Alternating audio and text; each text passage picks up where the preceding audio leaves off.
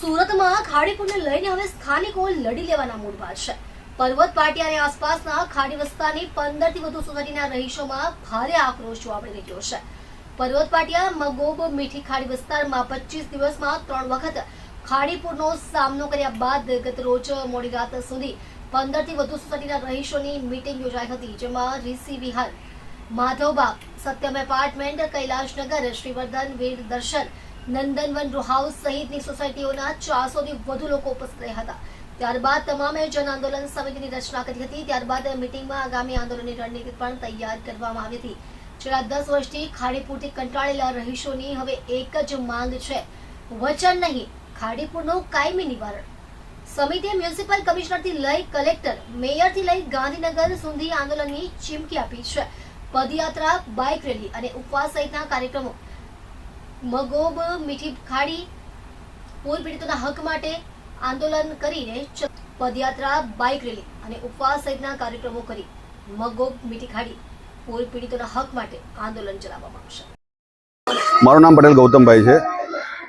હું અહીંયા 22 વર્ષથી રહું છું અને આ પ્રોબ્લેમ 22 વર્ષથી ફૂલ ચાલે છે અને આ ખાડીનું પૂર 22 વર્ષથી આવે છે અને આ વસ્તુ જે 10 વર્ષથી છે એમાં તો ઘરની અંદર 5-5 ફૂટ પાણી આવી જાય છે। એટલે હવે આ લોકો અમે બહુ કંટાળી ગયા છે। આ ખાડી ડીજીના નામે બહુ મોટો કરોડોનો ભ્રષ્ટાચાર થાય છે। આનું એક જ નિરાકરણ છે કે વાલક પડે જો આનું ડાયવર્ઝન આપવામાં આવે તો જ આનું સમસ્યાનો ઉકેલ છે, બાકી કોઈ ઉકેલ નથી। અને આ 10 વર્ષથી થતું નથી, એટલા માટે અમે આ લોકોને મૌખિક ને લેખિત આપેલા છે આવેદનપત્ર, તો પણ આનું કંઈ થતું નથી। એટલા માટે અમે કાલે રાતે સત્યમ શિવમ છે અને ત્યાં આગળ અમે એક જનરલ મિટિંગ બોલાવેલી કે ભાઈ ખાડીપુરમાં જે લોકો આવતા હોય એ લોકો અમારા મિટિંગમાં આવે। ખાલી એટલો મેસેજ થયો હતો, એમાં અમારી પાસે 100 થી વધારે સોસાયટીના રહીશો આવી ગયા। એટલે અમને ખબર પડી કે આ તો આપણે એક નહીં, બધા 100 થી ઉપર પણ સોસાયટીઓ આ પાણીના અંદર પૂરની અંદર પીડાય છે।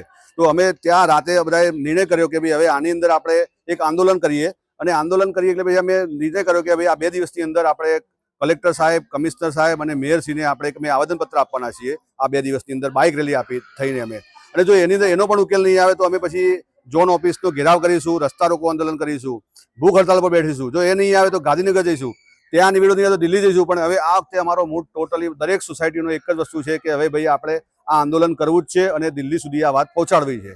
આ જ વસ્તુ અમારે એક બધા તમામે ભેગા મળી અને અમે આ વસ્તુ ફાઇનલ કરેલી છે। અત્યારે મારું નામ કપિલાબેન પટેલ છે।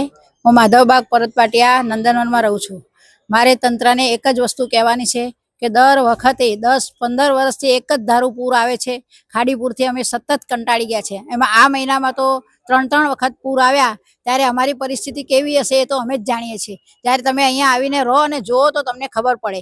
તમે એવું લાગે તો તમે અમને પૈસા આપી દો, અમે તાળું મારીને બહાર નીકળી જઈએ, અમે બીજું કરીએ શું? આ વાલક પાટિયાનું પાણી જ્યારથી તમે આ ખાડીની અંદર ડાયવર્ટ કરેલું છે તે દિવસના અમે બહુ જ પરેશાન થઈ ગયા છે। હવે રાતે જ્યારે રેલ આવે તો અમે ઘરમાં ફટાફટ પાણી આવી જાય છે અને અમારે સામાન ચડાવો કે શું કરવું અમને સમજ નથી પડતી। અમારા બાળકો સ્કૂલે ગયેલા હોય, પુરુષો ધંધા પર ગયેલા હોય, અમારે લાઇટ ચાલી જાય, અમે અંધારામાં એકલા શું કરીએ? એટલે અમને બીક લાગે એવું સીન હોય છે। તમે આવીને જુઓ તો તમને ખબર પડે, રાત્રે અહીંયા કોઈ આવી શકે એવું નથી હોતું। એટલે અમે આ દિવસે બહુ જ પરેશાન થયા છે અને લાખો રૂપિયાનું મારું નુકસાન થયું છે।